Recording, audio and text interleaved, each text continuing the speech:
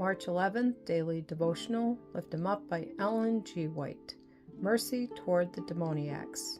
And when he was come to the other side, into the country of the Gergesenes, there met him two possessed with devils, coming out of the tombs, exceeding fierce. Matthew chapter 8, verse 28. In the early morning, the Savior and his companions came to shore.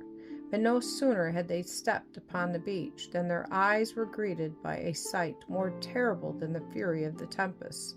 From some hiding place among the tombs, two madmen rushed upon them as if to tear them into pieces.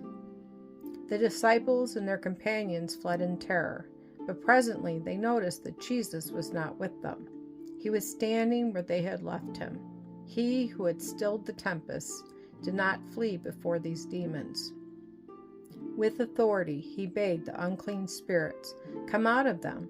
His words penetrated the darkened minds of the unfortunate men. A marvelous change had come over the demoniacs. Light had shone into their minds. Their eyes beamed with intelligence. The countenances, so long deformed into the image of Satan, became suddenly mild. The blood-stained hands were quiet, and with glad voices the men praised God for their deliverance. The people of Gergesa had before them the living evidence of Christ's power and mercy.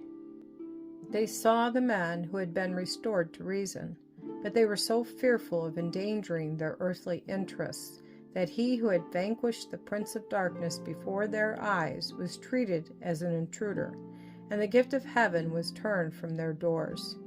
But far different was the feeling of the restored demoniacs. They desired the company of their deliverer. In his presence they felt secure from the demons that had tormented their lives and wasted their manhood. As Jesus was about to enter the boat, they kept close to his side, knelt at his feet, and begged him to keep them near him, where they might ever listen to his words. But Jesus bade them go home and tell what great things the Lord had done for them. As soon as Jesus pointed out their duty, they were ready to obey. Not only did they tell their own households and neighbors about Jesus, but they went throughout Decapolis, everywhere, declaring his power to save. In doing this work, they could receive a great blessing than if merely for benefit to themselves they had remained in his presence. It is in working to spread the good news of salvation that we are brought near to the Savior.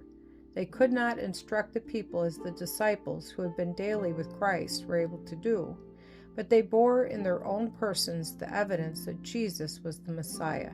They could tell what they knew, what they themselves had seen and heard and felt of the power of Christ.